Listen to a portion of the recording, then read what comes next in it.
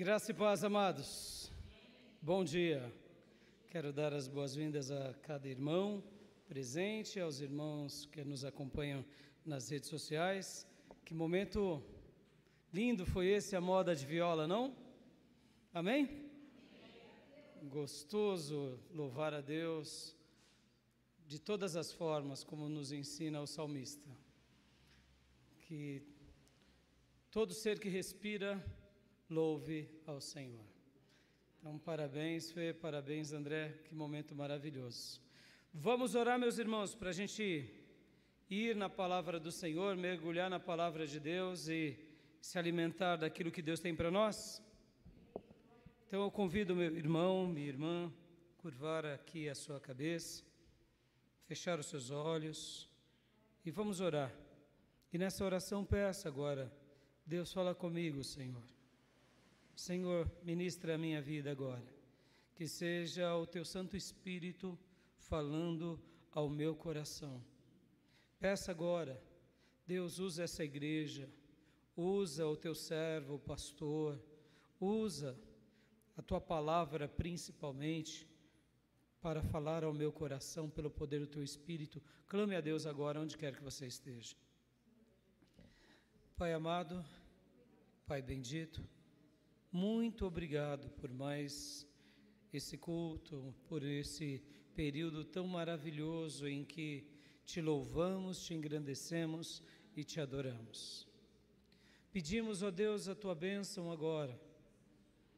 Fala conosco, Senhor, fala conosco, fala conosco. Fala ao coração dos meus irmãos aqui presentes, aos meus irmãos e irmãs que acompanham agora esse culto conosco, aonde quer que eles estejam, aquelas almas que verão esse culto depois e serão ministrados igualmente, porque sabemos, Pai, que tudo que é feito pelo poder do Teu Santo Espírito, a Tua obra perdura. Seguramos nas nossas mãos a Tua palavra, que perdura até hoje para a glória do Teu nome. Vivemos esse princípio de igreja que perdura e sempre perdurará até a Tua volta. E é nessa hora, Paizinho, que nós Te pedimos, fala conosco. Continue a usar essa igreja, Senhor, desde a abertura, os louvores, intercessões, até mesmo a bênção apostólica e principalmente a mensagem, no abraço entre os irmãos, em tudo que fizermos, que venhamos de fazer para a honra, para a glória e para o louvor do Teu nome. Pai, fala conosco, derrama do Teu Santo Espírito e tenha misericórdia da nossa vida, em nome de Jesus. Amém. Amém, meus irmãos. Glória a Deus. Essa semana foi aniversário da Reforma Protestante, para ser mais exato, sexta-feira, no dia 31 de outubro de 1517, Martinho Lutero fixou ali as 95 teses na porta principal da cidade, na igreja, principal, no dia 31 de outubro. E aqui estamos para a glória do Senhor. Amém, meus irmãos? Isso no ano de 1517. No ano de 1525, pouquinho depois, teve um outro movimento dentro ainda das igrejas que surgiram, chamado Reforma Radical, ou uma reforma dentro da reforma. Curioso, não? E tivemos a Reforma Protestante, que foi esse retorno à Bíblia, aos 5 solas, como Lutero e os demais reformadores e principalmente os líderes que vieram depois nos deixaram.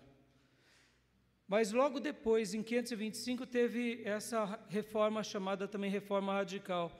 O que foi a Reforma Radical?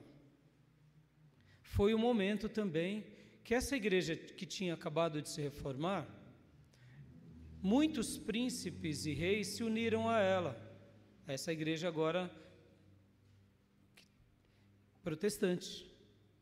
mas ao mesmo tempo tinha uma ligação de Estado e de fé.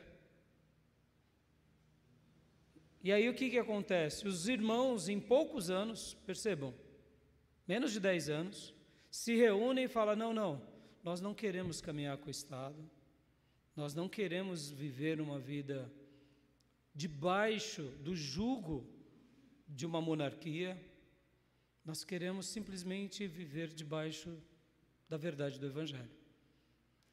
E aí nascem vários movimentos, e um dos movimentos que nasce nesse momento era o chamado anabatistas também. Percebam, irmãos, o povo de Deus é um povo que questiona, é um povo que fala, que tem voz. Agora, sobretudo, nós paramos diante da palavra. Amém, meus irmãos? A reforma protestante, ela teve os seus erros também. Como assim, pastor? Para muitos foi uma reforma apenas política, porque vocês têm que lembrar que naqueles dias, quem dominava sobre tudo e todos eram os reis e o papado. Então, logo depois que surge a reforma protestante, querendo ou não, muitos reis agora estavam libertos de Roma e daqueles que dominavam, e passaram a ter agora a independência, mas eles também queriam um pedaço desse quinhão. Falou, opa, agora eu mando aqui. E aí vem os nossos irmãos do passado, e é ali que a gente começa a ver que nascem esses movimentos, chamados também de movimentos puritanos. Porque eles falam, não, nós queremos seguir a Bíblia. Se eu sou um alemão, eu serei um cristão da Alemanha. Se eu sou da Inglaterra, eu serei um cristão da Inglaterra.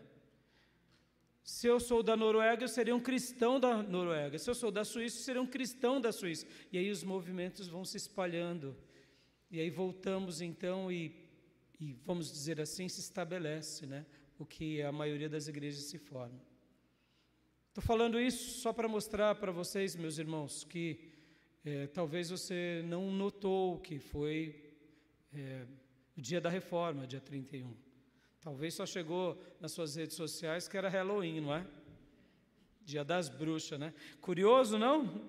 No dia da reforma protestante colocam um dia do Halloween.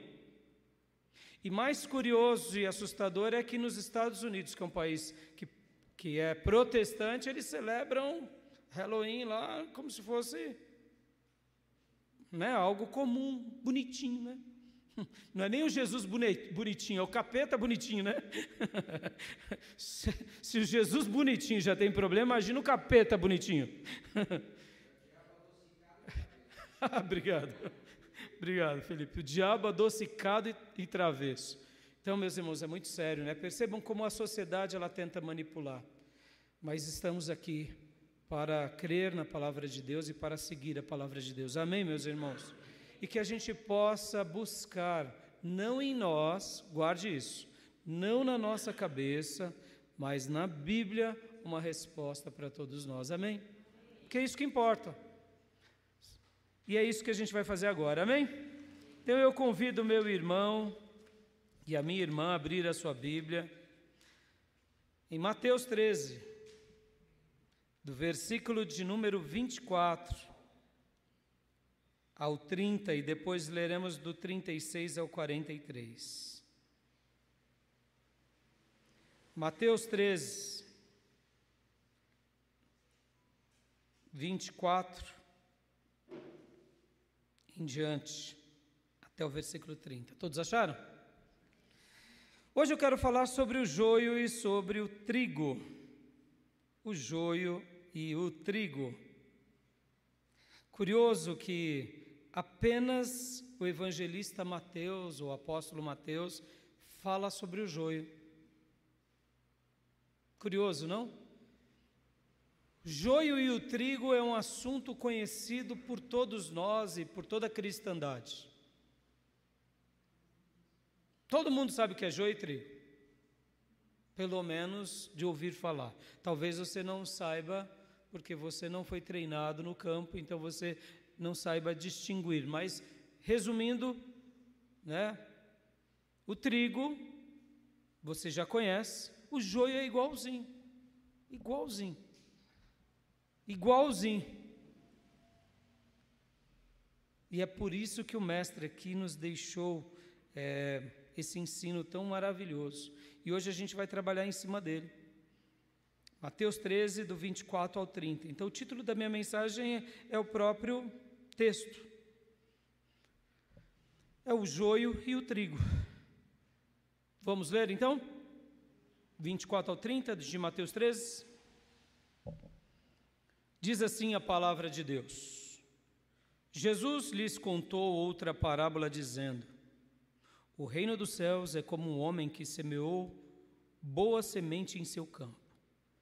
Mas enquanto todos dormiam, veio seu inimigo e semeou o joio no meio do trigo e se foi. Quando o trigo brotou e formou espigas, o joio também apareceu. Os servos do dono do campo dirigiram-se a ele e disseram: o Senhor não semeou boa semente em seu campo? Então, de onde veio o joio? Um inimigo fez isso, respondeu ele. Os servos lhe perguntaram: o Senhor quer que o tiremos? Ele respondeu: não, porque ao tirar o joio, vocês podem arrancar com ele o trigo. Deixem que cresça juntos até a colheita. Então direi aos encarregados da colheita: juntem primeiro o joio e amarrem-no em feixes para ser queimado. Depois juntem o trigo e guardem-no no meu celeiro. Amém? Vamos orar mais uma vez. Pai, fala ao nosso coração. Ministra a nossa vida. É assim que eu te peço, em nome de Jesus. Amém. É curioso esse texto. Hoje eu quero falar com vocês, meus irmãos, sobre essa doutrina aqui que foi embrulhada numa parábola. Porque mais uma vez Jesus dá uma parábola, depois ele explica. Então é uma doutrina embrulhada num presente de parábola. É uma parábola, mas que tem um ensino. E também quero destacar aqui duas palavras-chave desse texto, porque essas duas palavras-chave vai nos aprender a discernir melhor esses ensinos, essa parábola. E por último eu quero concluir com a ira divina, a ira do Senhor. Essa palavra não muito usual no nosso vocabulário, né? Eira, ou eirado. Então hoje a gente vai falar, concluindo, sobre a ira divina. Mas antes de irmos para os meus pontos, deixa eu explicar aqui para vocês, porque ao falar sobre o joio e o trigo, a gente precisa tomar muito cuidado. Porque geralmente nós somos muito pequenos e achamos que quem é contra nós é joio. Então, se alguém não pensa como eu, logo, o joio não sou eu, o joio és tu, Brutus. Não é assim? Ah, já sabia que era joio. E eu te pergunto, a gente pode fazer esse apontamento? Podemos? Podemos? Não, meus irmãos. Nós fomos chamados para ser juiz? Quem é o único juiz que existe? Deus, Jesus, Espírito Santo. Ele é o juiz supremo, ele veio salvar, ele não veio julgar, mas ele é juiz, ele poderia falar isso de nós. Nós podemos até dizer para o irmão: olha, o seu comportamento não está sendo um comportamento correto, a sua atitude não está sendo correta, mas dizer que a pessoa é joio, não dá para a gente saber. Concorda? Vamos pegar aqui um exemplo bem óbvio. Maria Madalena, meus irmãos. Maria Madalena, ela era trigo ou joio? Meu Deus, se tornou um trigo das melhores qualidades. Mas para muitos ela era joio, porque tinha uma vida pregressa, era uma prostituta. E daí? E daí que ela era assim? Quem mais? Vamos pegar o oposto, para a gente realmente ver como nessa matéria a gente não manda nada. Porque essa é a matéria que somente Deus domina e mais ninguém. Amém, meus irmãos? Aqui, até os anjos, que são os trabalhadores e os ceifeiros de Deus, vão trabalhar na última hora, porque até anjos não sabem. Só Deus. Vamos pegar o exemplo, falei de Maria Madalena, né? Prostituta, como dizem nos nossos dias, né? Quenga, com todo respeito à expressão, né? Uma pessoa vulgar, uma meretriz, né? Destruidora de lares. E aí vai. Quando a gente usa esses termos é um pouco mais fácil, porque, afinal de contas, a sociedade já coloca lá a margem. Mas vamos pegar o oposto, como eu disse.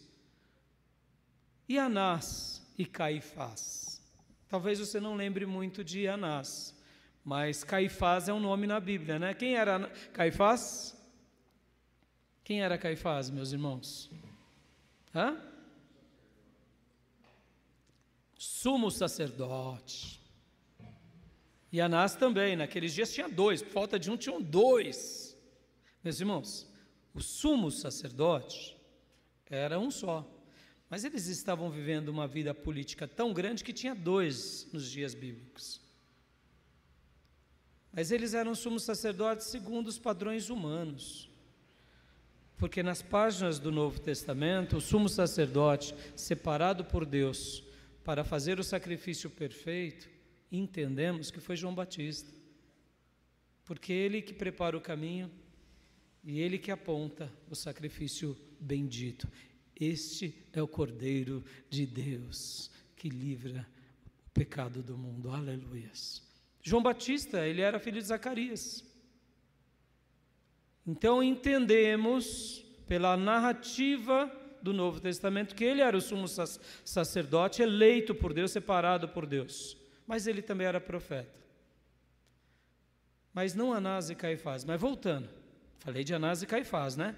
As túnicas, as vestes, a roupa, a postura, a autoridade. Ele era joio ou era trigo?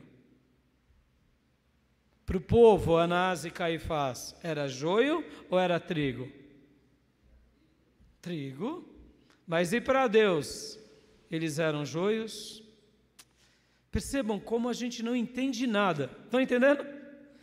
Estou fazendo essa abertura, essa introdução, para mostrar que as nossas medidas, ou seja, a nossa cama de procusto, é muito ruim. Porque a gente julga que o fulano é um endemoniado, e amanhã ele vai ser o vaso de Deus para salvar a nação. Sabe, um juiz que todos perseguem, amanhã ele, quem sabe, vai ser o pastor da nossa nação. É verdade. Pastor, isso é uma blasfêmia. Para mim e para você, talvez. Essa é a minha oração.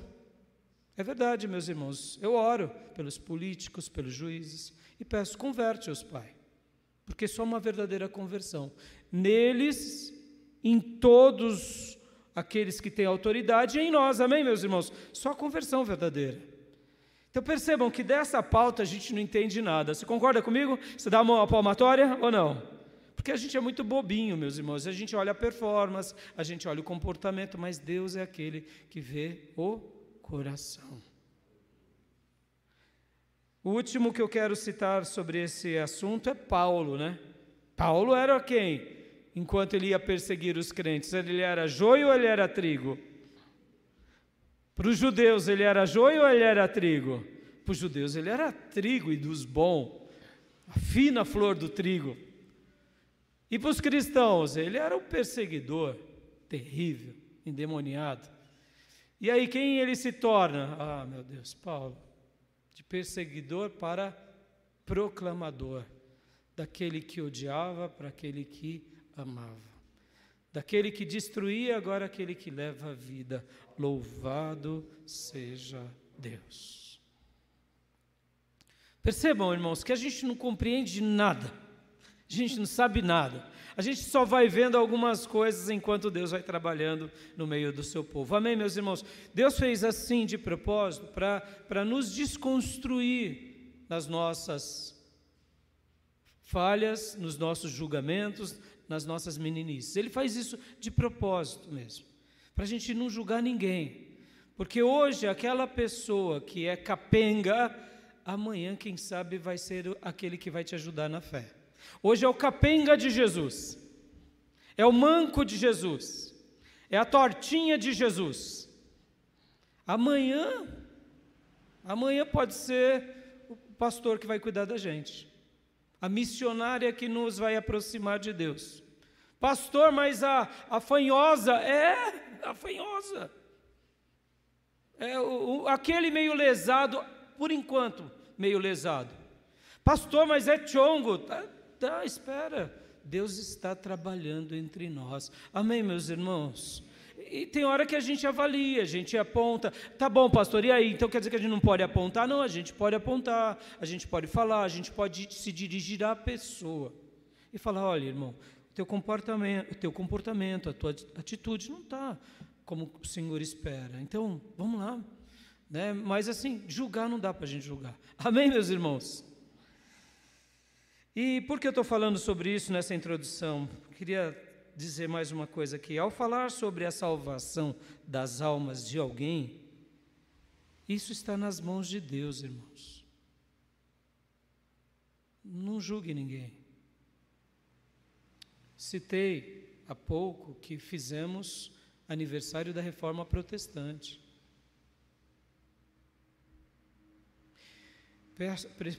Percebam, mais de 500 anos da Reforma. Mas quem era Lutero? Ele era um agostiniano, um monge agostiniano, seguia os princípios de Agostinho. Ele não veio criar uma nova igreja, ele veio reformar a igreja. Pastor, Deus pode salvar pessoas dos lugares mais variados? Deus é Deus. Sobre o tema da salvação, feche a boca.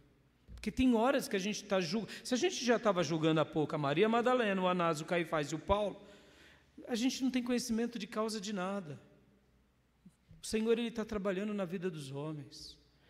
Precisamos pregar o Evangelho em tempo e fora de tempo, esse é o nosso dever. Mas o que Deus vai fazer no mundo, no coração dos homens, são mistérios. Tivemos tantas pessoas dentro do catolicismo, irmãos, que se levantaram lá dentro para quê? Para restaurar a fé.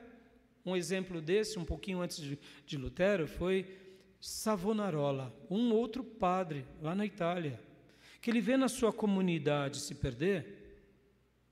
Ele falou: poxa vida, mas na Bíblia está falando que não pode cometer esse pecado. Aqui está todo mundo perdido. Ele começou a pregar a Bíblia. O final é bem óbvio, né? Ele causou uma revolta aos católicos. Os católicos falaram: pare de pregar a Bíblia, você está incomodando muito a gente. E ele acabou sendo morto. Mas tivemos Savonarola, tivemos John Hus, tivemos os valdenses, um homem chamado Valdo, que depois foi apelidado de Pedro Valdo. Até os dias de hoje existem os valdenses, meus irmãos. Também lá na Itália, nas montanhas da Itália. Eles chegaram e falaram assim: não, tem alguma coisa errada, a gente não está praticando a Bíblia. Então, sobre o tema da salvação, não julguem, meus irmãos. Não julguem. Ainda mais nós batistas que gostamos de estudar, a gente fica bonzinho para julgar. A gente conhece bem, né, irmãos? Está fora da palavra, está fora da palavra, está fora da palavra, carimbo de herege, carimbo de herege, carimbo de herege, está excomungado, está certo isso? Não, a gente não tem esse carimbo do mestre não, meus irmãos. Mas o irmão lá é do aviãozinho, pastor, que rodopia, deixa o irmão, meu irmão. A única coisa que a gente tem que aprender é o seguinte, é levar as pessoas à palavra de Deus. Amém, meus irmãos? E mesmo assim vai ser difícil a gente aprender tudo que Deus tem para a gente, porque a gente ainda é muito pequeno. E agora, para eu ir aqui para os meus 3 pontos, olha só que interessante. Aqui nessa parábola de de Mateus 13, o Senhor, podem ver que Mateus 13 é lindo, começa com a parábola do semeador. Aí depois o Senhor, ele vai para a parábola do joio e do trigo, depois ele vai para a parábola do grão de mostarda e do fermento, depois ele explica a parábola do joio, vai para uma outra parábola do tesouro escondido, de pérola de grande valor, a parábola da rede, ou seja, e conclui com um profeta que não tem honra na sua própria casa. É um capítulo repleto de ensinos por parábola. E olha que interessante, só fazendo aqui uma explicação, até para você não se perder nessas parábolas. Porque essa parábola, que é a parábola do joio e do trigo, ela é bem diferente da parábola do semeador. Porque na parábola do semeador, o semeador é o mensageiro.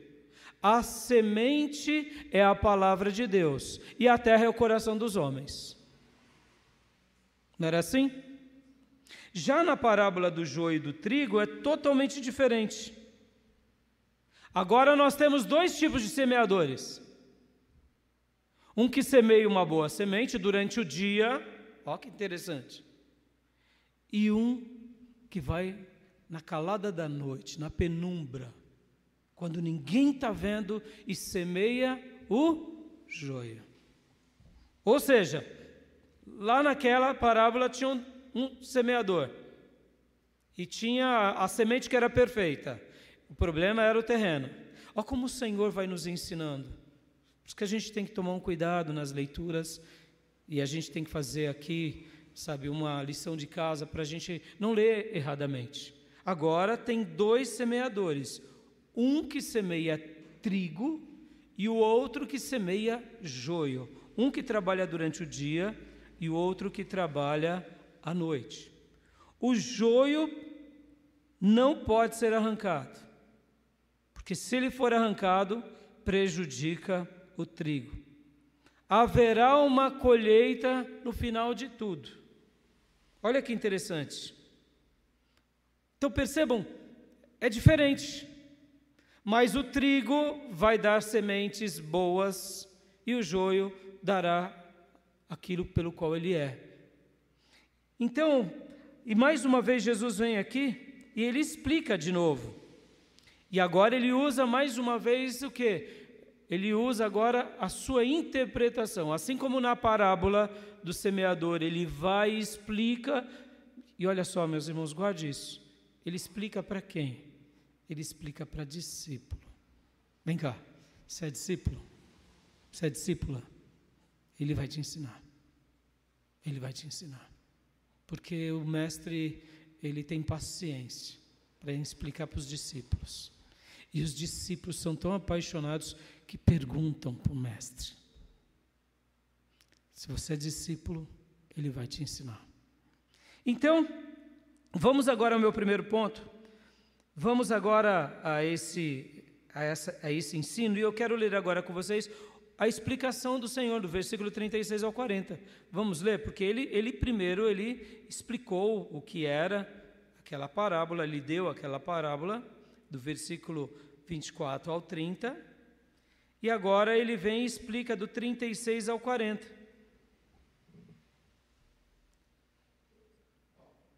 Então, ele deixou a multidão e foi para casa. Seus discípulos aproximaram-se dele e pediram, 2 pontos. Enquanto prego, meus irmãos, diga no seu coração: Senhor, me explica a tua palavra. Senhor, me revela a tua palavra. Senhor, abre os meus olhos espirituais, ouvidos espirituais. Me faça compreender os teus ensinos, de uma forma que eu entenda tudo que o Senhor tem para mim. Então ele deixou a multidão e foi para casa. Seus discípulos aproximaram-se dele e pediram: explica-nos a parábola do joio no campo. Porque deixa eu fazer um parênteses aqui. Eu fiquei, enquanto fazia as minhas lições de casa, né? Eu falei, o mestre gosta de complicar, né? Porque ele faz a parábola do semeador. E agora ele vem com a joio e trigo. Lá no semeador era um semeador, agora são dois, um bom e um mau. Lá eram 4 tipos de terrenos, agora é o mesmo terreno. É difícil, tem hora que o mestre complica. Não é assim, irmãos? Vamos lá, vamos aplicar na nossa vida. Tem hora que ele facilita ou ele complica? Sejamos honestos, irmãos. Tem hora que Deus facilita as nossas provas ou parece que Ele está complicando nosso caminho? Aí eu te pergunto, Ele é o teu mestre, é o teu rei, é o teu salvador, é o teu redentor, é o teu complicador? Mas eu digo sem medo de errar, Ele não está complicando nada. Ele está descomplicando as nossas bagunças. Pastor, eu não estou entendendo. Está dentro do pacote. Você não vai entender muita coisa, nem eu. Meus irmãos, lembram qual era a dinâmica do ministério de Jesus? Era do improvável, era do inesperado, era do... Não sei se amanhã eu estou vivo, se eu estou morto, se eu tomo pedrada. O mestre simplesmente dizia, venha e siga-me. Você se tornará pescador de homens. E o outro que era rico, estava na coletoria, venha, segue-me. Ele deixa tudo. E agora ele segue um líder errante, porque para os judeus, Jesus era um rabi errante, um rabi marginal, que vivia à margem, porque ele não tinha a tutela dos sacerdotes. Jesus não tinha um carimbo dele na escola sacerdotal. Ele não fez parte da escola do rabinato. Jesus não foi aluno. E vem um tal doido, vestido de pelo de animais, que era sacerdote, deixa a escola dos sacerdotes, vai lá para o deserto e começa a falar que o Messias vai vir. Aí está preparando o caminho, manda todo mundo se batizar, que negócio doido é esse? E agora estão dizendo por aí que ele veio, que ele apareceu. Aleluia. E aí ele começa a fazer uma obra, meio que às escondidas, e depois começa a se apresentar e se revelar. E aí, pastor? E aí que era tudo muito enigmático, irmãos. Hoje a nossa vida na igreja não segue uma certa regularidade. Não é assim, a gente tem cultos aqui, a gente vem para o culto, a gente aprende, faz o ensino, aprende, não é assim? Mas e seguir Jesus, como que era? Era improvável. E aí, pastor? É assim, da mesma forma vai acontecer na nossa vida. Porque o que a gente está aprendendo aqui vai estar regado de improbabilidade lá fora. Como Deus vai se revelar, como Ele vai se manifestar, como Ele vai nos usar, quem Deus vai usar para falar conosco, como Ele vai construir o nosso coração. Ele sabe, Ele não está complicando nada, Ele só está quebrando o vaso e fazendo de novo. Amém, meus irmãos? Então aqui, eles perguntam para Jesus, né? Explica-nos, Senhor. Versículo 37, ele respondeu: aquele que semeou a boa semente é o Filho do Homem. Opa, primeira coisa linda aqui. O semeador é o Filho do Homem. Então aqui, meus irmãos, vamos, como eu disse, em primeiro lugar, vamos entender essa explicação do mestre e vamos extrair a doutrina que veio embrulhada aqui nessa parábola. Porque, como eu disse, discípulos não querem apenas as histórias, eles se alimentam da comida sólida de Deus. Você quer a comida sólida de Deus? Aleluia. O mestre aqui está dizendo, aquele que semeou a boa semente é o Filho do Homem. O Filho do Homem semeia somente a boa semente. Amém, meus irmãos? No dia, na luz. O que mais? O campo, versículo 38, é o mundo. Ou seja, aonde esse Filho do Homem, o Filho de Deus, Jesus, semeia? Ele semeia no mundo. Mundo aqui, leia-se todas as almas. Ou seja, ele está semeando, ele está chamando almas dos lugares mais variados. O Senhor chama e as verdadeiras ovelhas ouvem a sua voz. O campo é um mundo e a boa semente são os filhos do reino. Opa! Glória a Deus! O campo é o mundo, são as almas, e a boa semente são aqueles que agora nascem para Deus, são os filhos do reino. Você é filho do reino? Você é filha do reino? Aleluia! Então você é essa semente. E agora vem o outro lado da história. O joio são os filhos do maligno. Opa, aqui engrossou o caldo, pastor. E agora? Os joios são os filhos do maligno. Mas lembra na minha introdução? Dá para a gente julgar? Dá para a gente julgar? Porque muitas vezes a gente está falando que um é joio e ele é um trigão. E o outro é joião e a gente fala que um é joio e é trigão. E outras vezes a gente fala que é trigão e é joião. Não dá para a gente saber. Só Deus. Só Deus. Então, mas aqui o mestre está explicando essa doutrina que veio embrulhada numa parábola. Esse ensino está dizendo o seguinte, que, de fato, os joios são os filhos do maligno. Uma pausa aqui. O maligno tem filhos, filho. O maligno tem filhos. Entendeu, filhos? A gente tem que lembrar disso. O maligno não está brincando. O maligno vem na penumbra, na noite, na escuridão, e você não verá. E ele gera misteriosamente os filhos dele, não me pergunte como, nem porquê, mas eles existem. Não posso julgar quem são, mas sei de duas verdades aqui, que o maligno, ele se levanta contra nós, e que o maligno gera os filhos dele para destruir a colheita de Deus. Agora eu tenho uma boa notícia para te dar. Aparentemente o maligno tenta destruir. Aparentemente.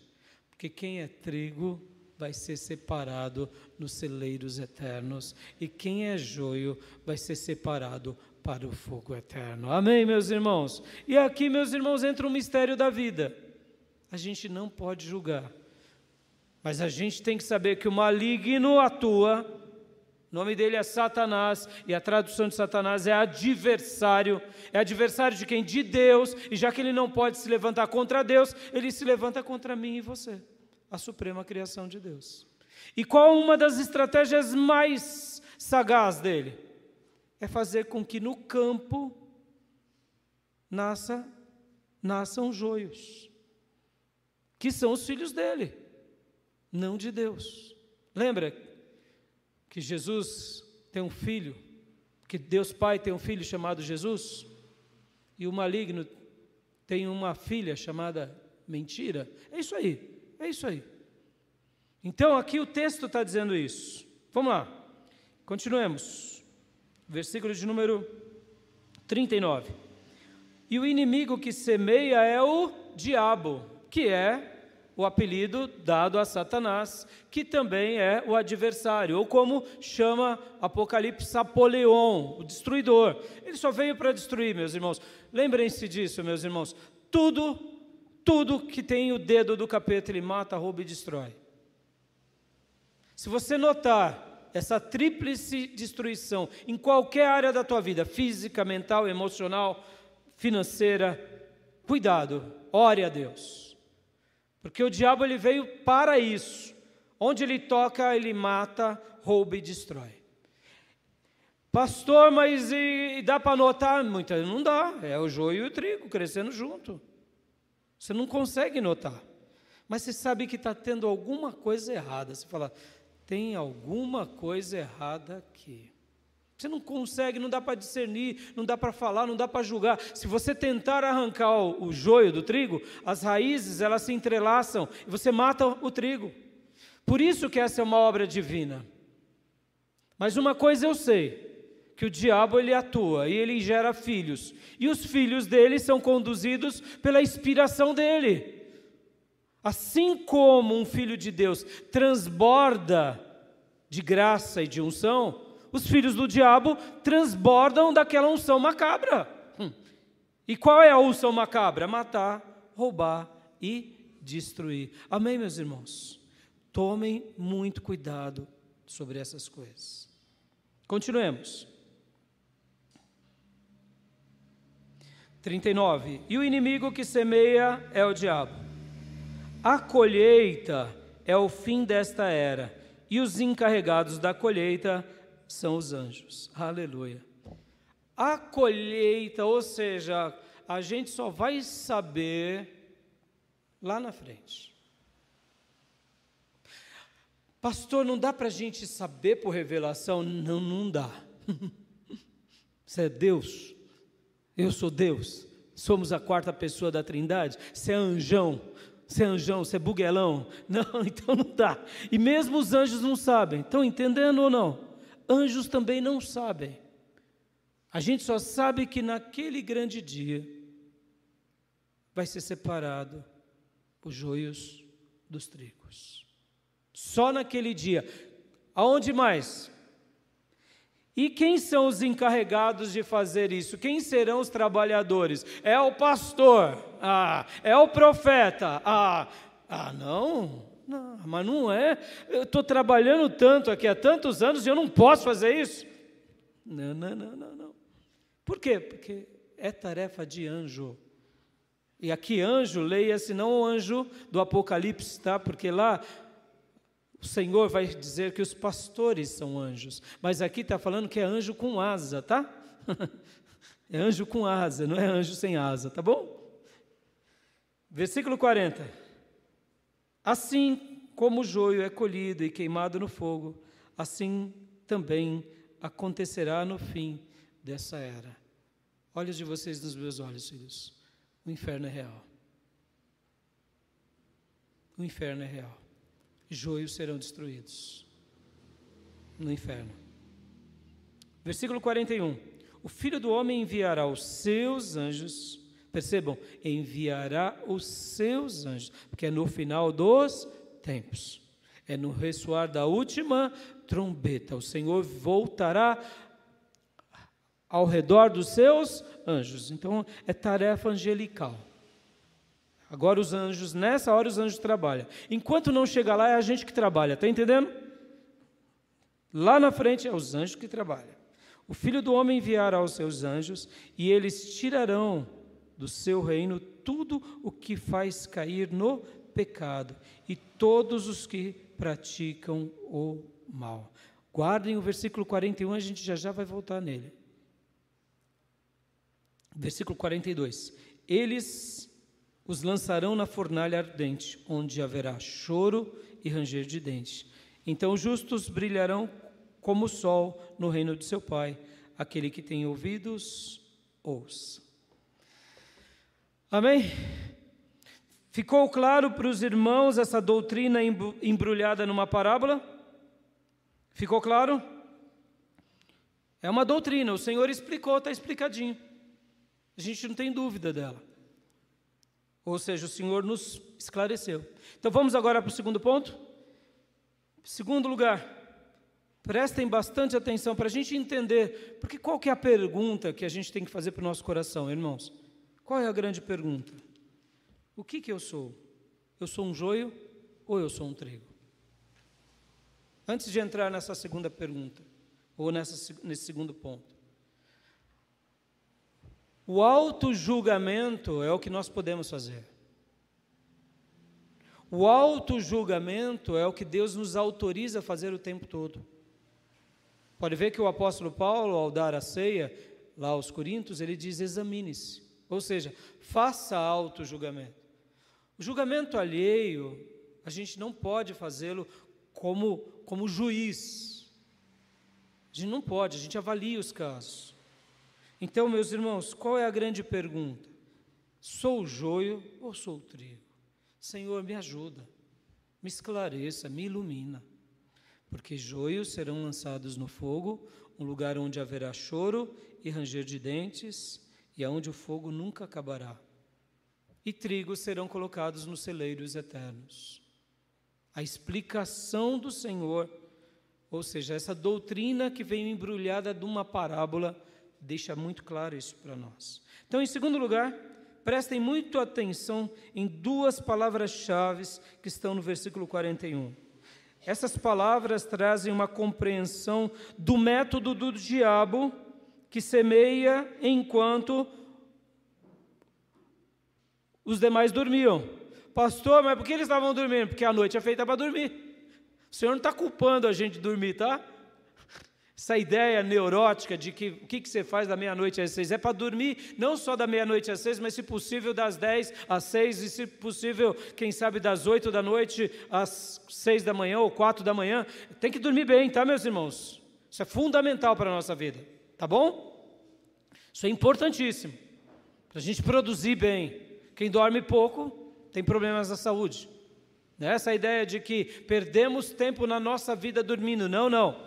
Quem dorme bem tem uma vida longa e uma vida saudável, tá bom? Estude mais sobre essa questão. Então aqui o texto não está condenando ninguém por dormir. Sim, estaria se ele dormisse de dia, no sentido assim, ao invés de trabalhar. Não estou falando da sesta não, viu? Estou falando de ser vagabundo, né? Ao invés de estar com o costume, estar de pijama. Aí não, aí tem nem o que falar, né? Aí cancela. Mas o que eu estou dizendo aqui é o seguinte: enquanto eles dormiam, o inimigo foi e semeou na escuridão. É o lugar onde ele trabalha. Mas prestem bastante atenção, em segundo lugar, nessas duas palavras-chave, que está no versículo 41. Vamos ler novamente, porque aqui a gente começa a compreender muito bem o que o Senhor está nos ensinando.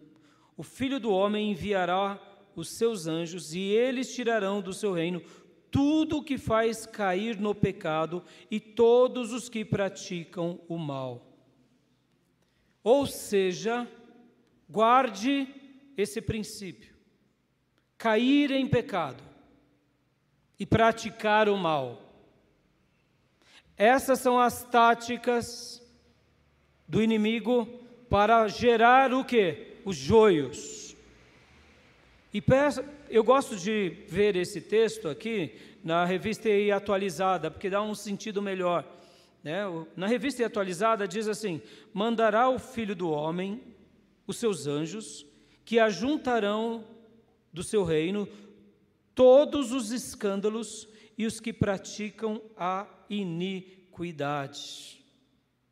Ou seja, aquele que na NVI traduziu como pecado e praticar o mal. Aqui já disse outra palavra, aqui já disse escândalos e que praticam a iniquidade. Em outras versões vão falar algo bem interessante. Eu gosto bastante aqui, por exemplo, da King James. Diz: o Filho do Homem enviará os seus anjos e eles colherão do seu reino tudo o que escandaliza e os que praticam a iniquidade. Outras versões também, meus irmãos, falará sobre tudo que causa tropeço. Ou seja, irmãos, é tudo igual: pecado, tropeço, iniquidade. Em outras palavras, o que o texto bíblico está nos ensinando aqui, meus irmãos? Escândalos, tudo isso que gera na sociedade ou até mesmo em nós algo dessa forma, tem características negativas do maligno. Essas duas palavras, causar tropeço, ou seja, é aquilo que te afasta do caminho, é aquilo que te tira do propósito. Causar escândalo é aquilo que atrapalha a sua vida. Percebam que essa é a maneira que o diabo vai gerando no meio do povo de Deus, porque lembrem que é o mesmo terreno. Não mudou agora o terreno, não temos mais 4 tipos de terreno, é o mesmo terreno. Só que uma semente é boa, é trigo, e a outra é joio. E uma das características do joio é essa: é pecado, é escândalo, é iniquidade, é causar tropeço. Opa! Todas as vezes que você ver algo assim, não ache que é normal. Lembre-se, na explicação do mestre, ele deixou isso claro. Que tropeço, iniquidade, pecado são sinônimos de características de que tem uma semente. Qual tipo de semente? Trigo? Não, joio. E como diz aqui, ou de uma forma direta ou indireta, pratica o mal, ou que faz alguma iniquidade. Pastor, então, se eu estou no ambiente, se eu estou vivendo algo em que está gerando tropeço, está gerando muitas vezes escândalo, tem iniquidade, está tendo práticas do mal, são sinais de que ali está sendo semeado o joio. É o que o Senhor está dizendo aqui para nós, nessa parábola. Lembra que eu disse que é uma parábola, é um ensino embrulhado numa parábola? Meus irmãos, isso é muito sério. E por que eu estou falando tudo isso? Porque muitas vezes a gente é muito complacente. A gente vai convivendo e falando, não tem problema. Fulano é meio... é só um escândalo, mas não tem problema. Escândalos têm problema, meus irmãos. Iniquidades têm problemas. Tropeço tem problema. Porque muitas vezes a gente, eu diria, é muito indolente com isso. É simples. Porque você está vendo o outro tropeçar. O mal cair sobre o outro. Mas quando é você que tropeça por causa do outro, você sente na pele. Quando é você que tropeça porque o outro te induziu, é você que sente na pele. Enquanto o mal está atingindo o outro, você fala assim, ai, que pena, o irmão não vigiou, né? Esse irmão não vigia, né? Mas na hora que você cai num enredo macabro, e o mal que está sendo semeado lá, você começa a participar, aí você sente na pele. E guardem isso, meus irmãos. Sair de uma situação do erro é muito difícil. Quem um dia foi iluminado, quem um dia foi esclarecido, quem um dia se tornou sal e luz, o diabo tem um prazer medonho de querer colocar essa luz debaixo da mesa, da cama, ou quem sabe numa canastra, ou fazer com que esse sal perca o seu sabor. O diabo tem um ódio, porque nós agora somos aqueles que vão contra ele e contra os filhos que estão nas trevas. Então, meus irmãos, a gente tem que ser muito sério sobre essas questões. E ainda aqui dentro dessa causa de tropeço e desse praticar o mal, vamos mergulhar na essência dessa parábola. Sabe por quê, meus irmãos? O diabo ele está trabalhando na escuridão. O diabo ele está saltando as cercas. Ele está trabalhando nas penumbras. No dia claro ele não chega, meus irmãos. No dia claro ele não vem. No dia claro qualquer bobinho vê, até as crianças. Mas ele vem quando ninguém está vendo. E o tempo vai passando. E percebam, na parábola o Senhor ele dá uma ideia brilhante que é o tempo. Perceba, a gente lê essa parábola, lembra que eu falei no meu primeiro ponto? Que é uma doutrina, é um ensino embrulhado numa história, numa parábola. Agora vamos dissecar aqui, dissecamos as palavras. Agora vamos a um outro ponto que é o tempo. Como assim, pastor? Quanto tempo demora para que as espigas de trigo nasçam e joio? Porque enquanto está crescendo ali o joio e o trigo, ninguém percebe que foi um inimigo na noite e jogou o joio. Quanto tempo demora para nascer a espiga de trigo ou a espiga de joio? Vão falar os especialistas que é por volta de 100 a 170 dias. Varia uma média, dependendo do clima.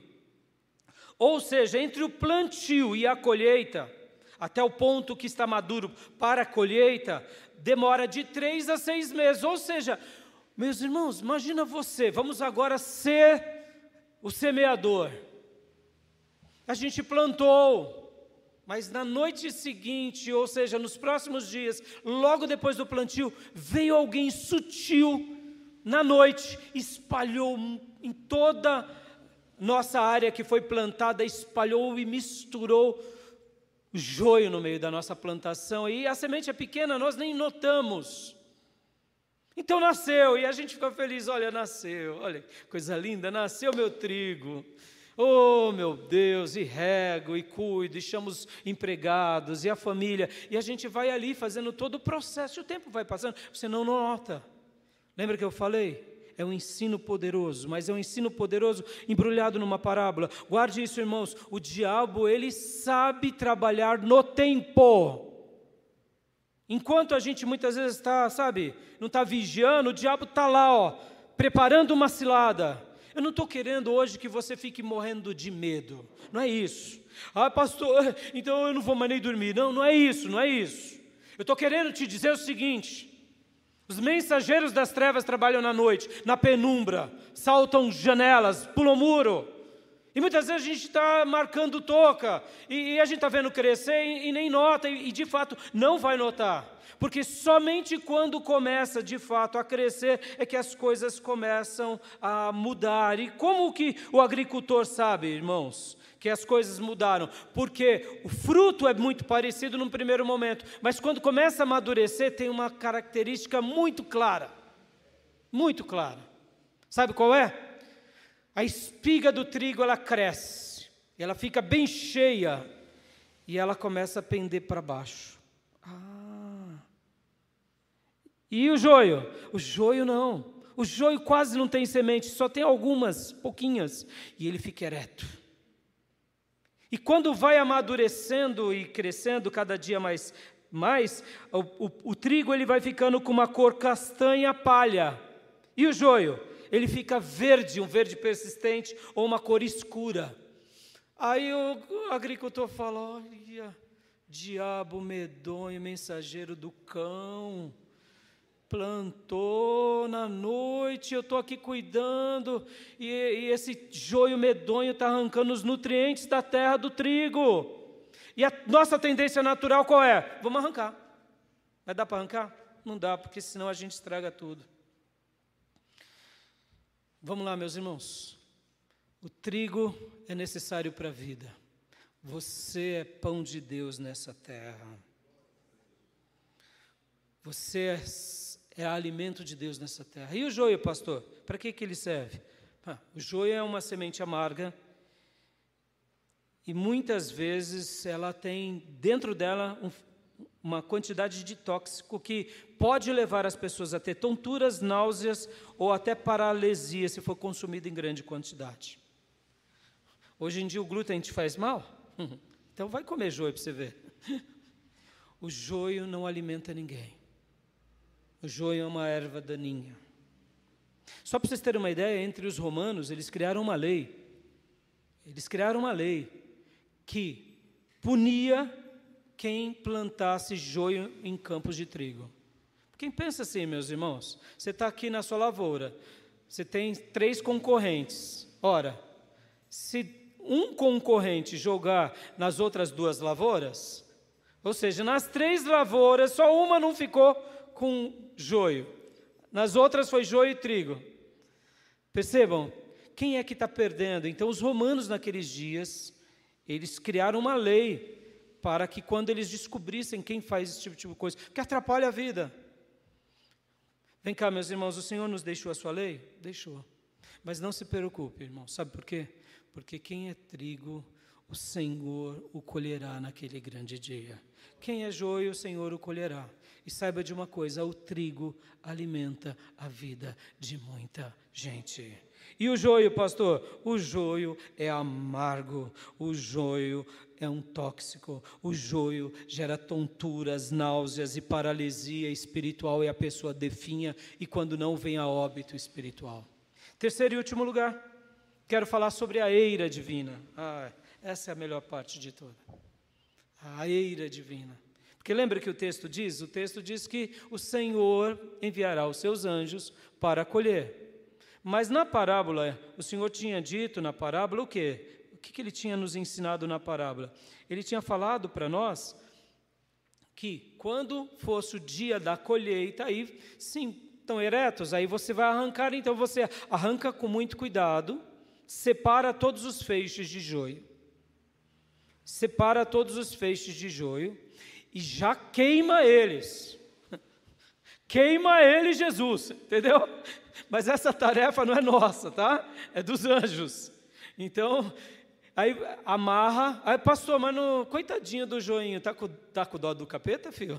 Não, meu irmão, você não tem que ter dó do capeta, nem das obras do capeta, você tem que lutar contra tudo isso. Amém, meus irmãos?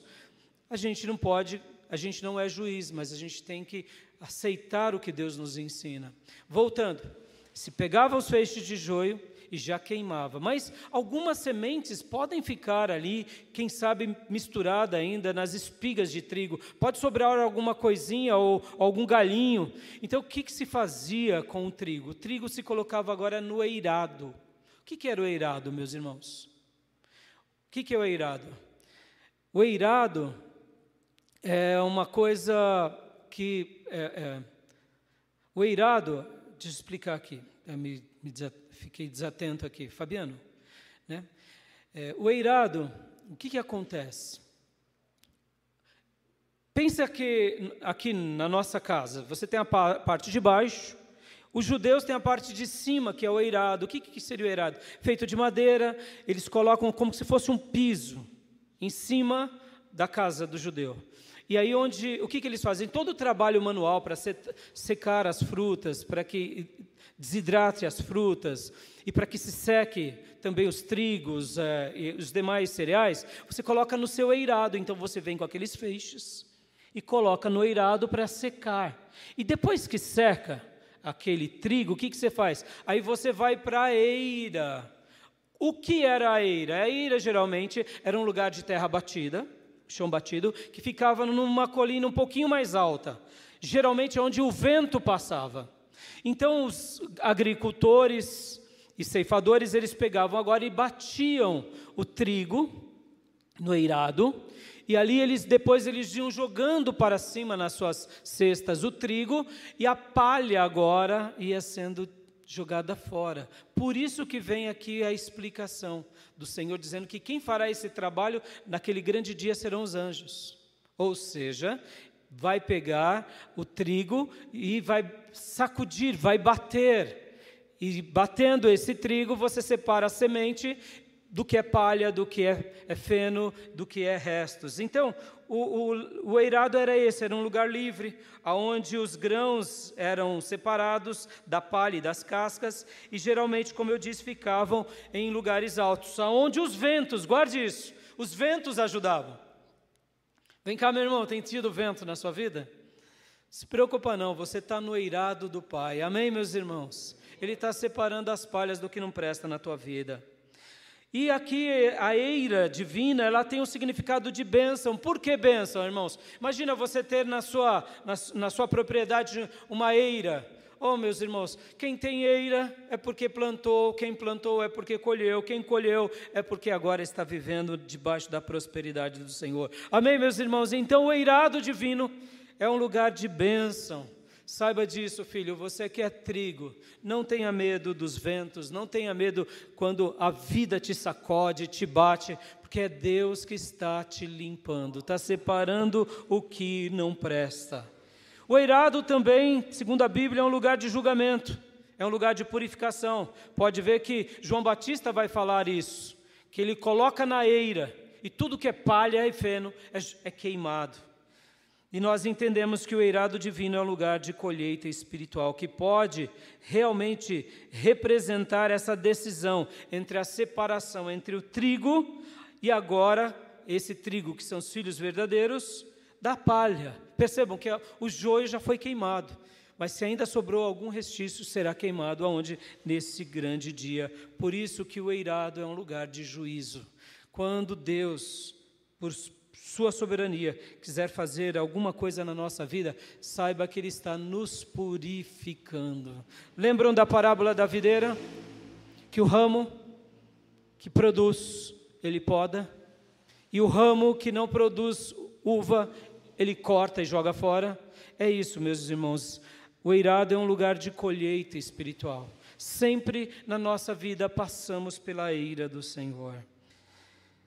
E agora eu quero contar uma história para vocês. Uma história de um pai, um fazendeiro, que queria dar uma lição de moral ao seu filho. E o filho era muito soberbo, muito arrogante. E ele estava passando pela plantação de trigais.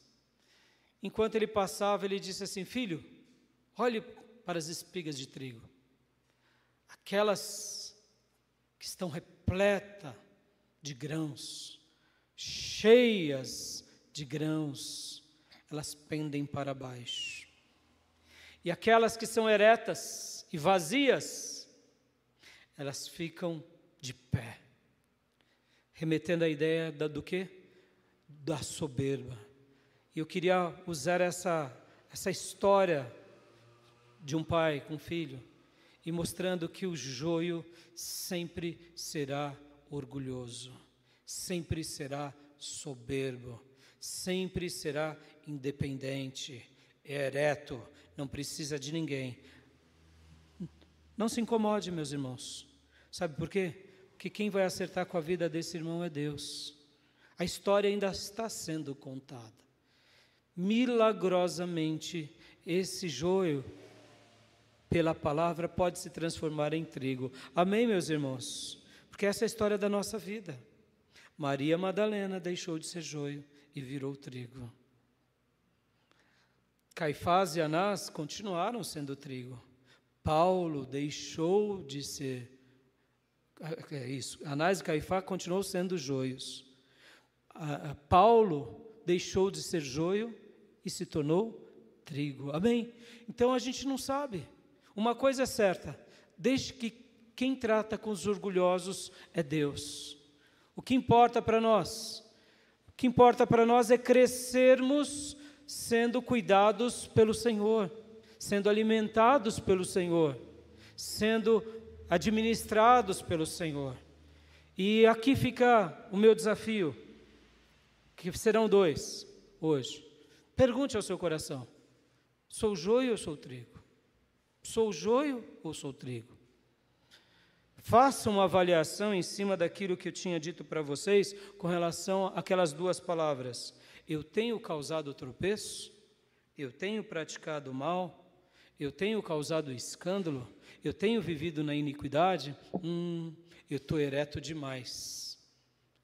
São sinais de joio. Não, eu não tenho vivido no tropeço. Eu não tenho causado mal a ninguém. Eu tenho fugido do pecado. Então isso apresenta-nos para nós como um trigo de Deus. Pergunte para você. E segundo lugar, meu segundo desafio, para a gente orar agora. Lembra o que eu disse? A gente não colhe. A gente não colhe. O Senhor, Ele não diz isso no texto aqui. E Ele não diz isso interpretando essa parábola aqui.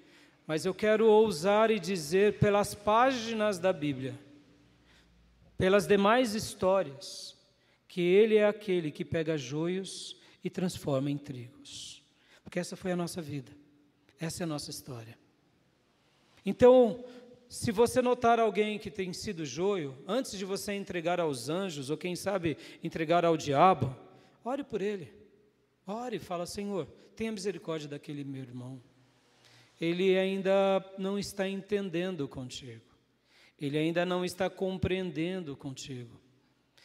Senhor, ajuda aquele irmão, aquele líder, aquele pastor, aquela denominação. Ajuda. Essa é a hora de a gente orar uns pelos outros. Lembra que eu falei da reforma protestante? 500 anos de história, estamos aprendendo ainda. Estamos aprendendo na caminhada. E que a gente possa, irmãos, ser apenas trigo de Deus nessa terra. E orar para que Deus faça com que joios se transformem em trigos. Não queira arrancar. Não queira arrancar. Talvez você esteja assim, com algumas dúvidas, falando: mas e aí, pastor? Se eu sei que o irmão está trabalhando na igreja em pecado. Mas, irmão, não se preocupe com isso. É por isso que a igreja, ela vai ter disciplinas, ela vai ter cuidado, tá bom? Ela tem métodos para a gente trabalhar com os irmãos que estão fracos. Não se preocupe.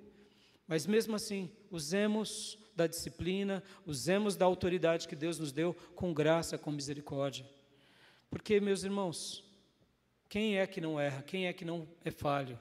Mas, ao mesmo tempo, a gente tem que se ater àqueles que realmente valorizam a palavra de Deus, essa semente. Que você seja alguém plantado pelo Senhor. Amém, meus irmãos? Amém?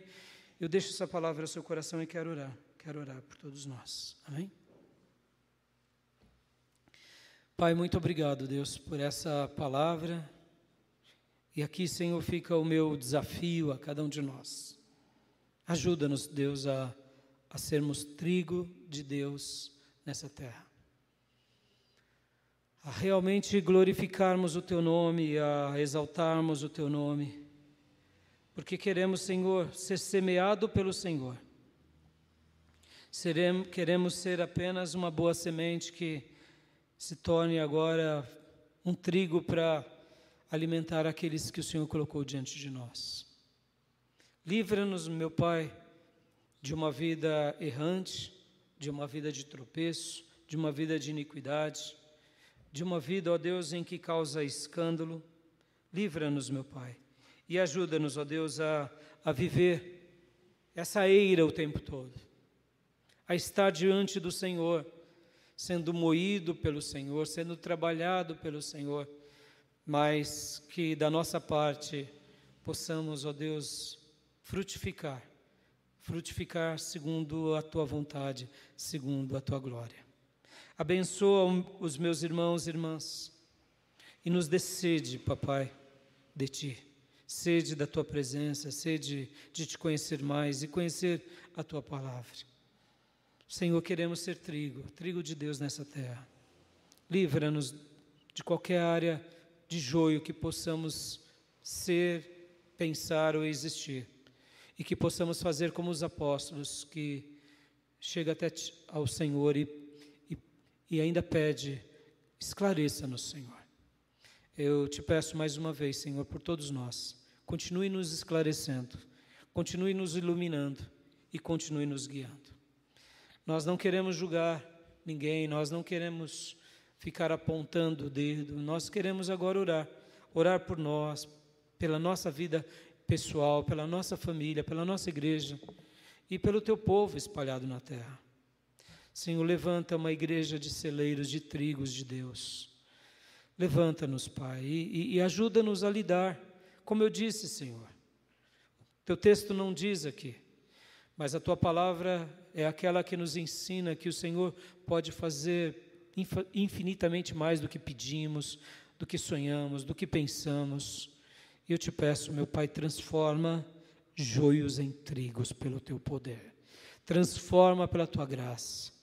Essa mudança o Senhor pode fazer na nossa vida, porque hoje estamos, pelo menos, imaginamos que somos trigo, mas outrora não éramos. Outrora nem pensávamos, muitos de nós, em sermos cristãos, e aqui estamos, Senhor.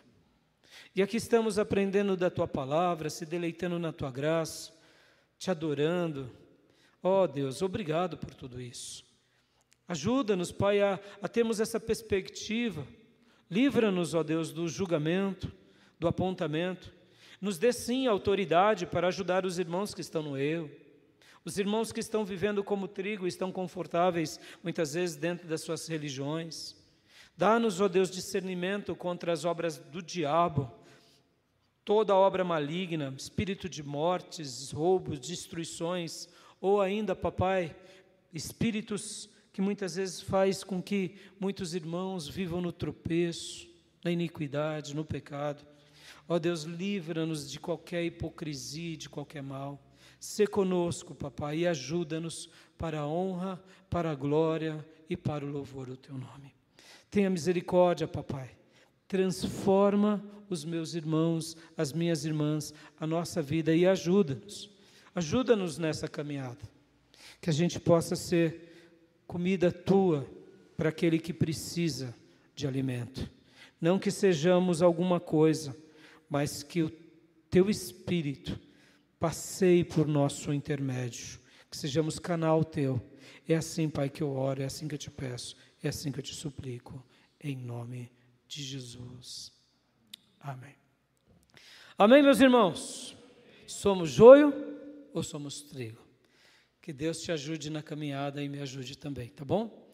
Quero mais uma vez agradecer aos irmãos que vieram aqui, aos irmãos que trabalharam, que fizeram com que esse culto chegasse em muitos lares, aos nossos irmãos da portaria, do infantil, e a cada irmão que acompanha conosco aqui das redes sociais. Muito obrigado, tá bom? Quero dar a bênção apostólica.